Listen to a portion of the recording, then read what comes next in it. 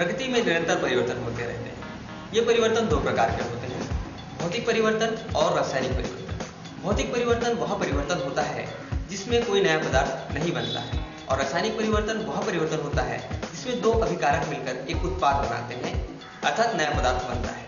रासायनिक अभिक्रियाएं दो प्रकार की होती हैं, उत्क्रमणीय अभिक्रिया और अनुत्क्रमणीय अभिक्रिया। उत्क्रमणीय अभिक्रिया वह अभिक्रिया जो दोनों दिशाओं में होती है, अर्थात दो अभिकारक मिलकर उत्पाद बनाते हैं, फिर ये उत्पाद अभिकारकों में बदल जाते हैं, ये उत्क्रमणीय अभिक्रिया। और अनुत्क्रमणीय अभिक्रिया जो केवल एक दिशा में होती है, अर्थात दो अभिकारक मिलकर एक उत्पाद बनाते हैं और अभिक्रिया समाप्त हो जाती है। और हम रासायनिक अभिक्रिया की जब बात करते हैं तो सिल्वर नाइट्रेट और NaCl की अभिक्रिया करवाने पर सिल्वर क्लोराइड बनता है।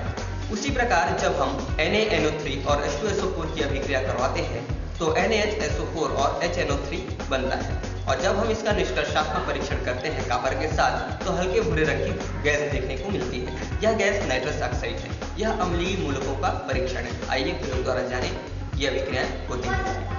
अम्लीय मूलकों के परीक्षण के लिए हमें आवश्यकता होगी टेस्ट ट्यूब होल्डर अर्थात परखनली होल्डर की, टेस्ट ट्यूब की, NaNO3, H2SO4 और एक ड्रॉपर।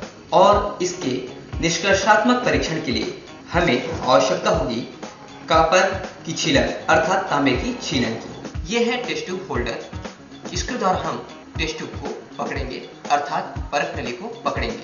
अब हम परखनली होल्डर की सहायता से परखनली को पकड़ेंगे, अच्छी तरह से कसेंगे ताकि परखनली गिरे ना।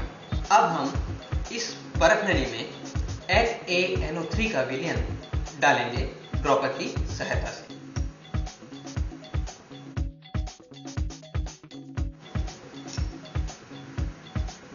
अब हमने जिस परखनली में NaNO3 का विलयन लिया है उसी परखनली में हम सल्फ्यूरिक एसिड अर्थात H2SO4 का विलयन डालते हैं।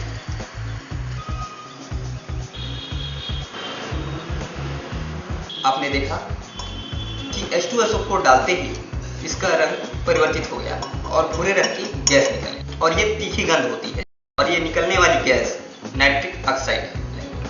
अब जब आप इसमें कॉपर की छीलन डालते हैं अर्थात तांबे की छीलन डालते हैं तो ये भूरे रंग की गैस और बढ़ी, आप देख सकते हैं, और ये तीखी गंध होती है,